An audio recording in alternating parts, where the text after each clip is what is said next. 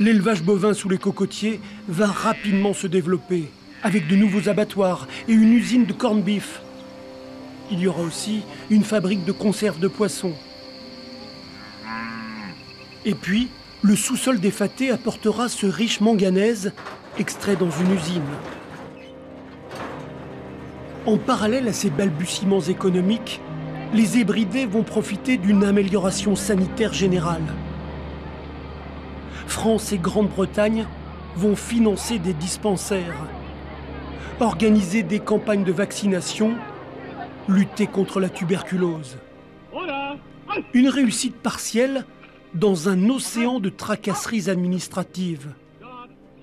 Car le condominium, ce pouvoir bicéphale, cumule les lenteurs et les aberrations. Une source inépuisable de douces railleries pour les reporters des années 60. Quand il a fallu faire une fourrière pour les animaux errants, on s'est heurté au problème de la nationalité supposée des bêtes perdues. Après de longs débats, il a été décidé que les chiens seraient considérés comme anglais et les chats comme français. Plus sérieusement, le condominium réussit enfin à scolariser tous les enfants entre la fin des années 60 et le début des années 70.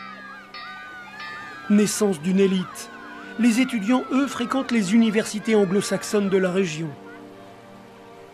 Au début de ces années 70, les Nouvelles Hébrides profitent de l'essor du tourisme. Les investisseurs affluent dans ce paradis fiscal qui leur permet de construire les premiers grands hôtels.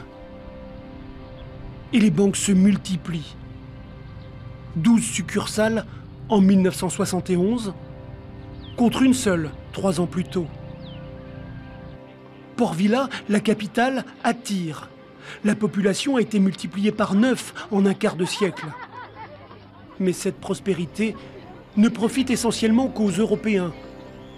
Et ce modèle de développement occidental ne convient pas aux populations autochtones.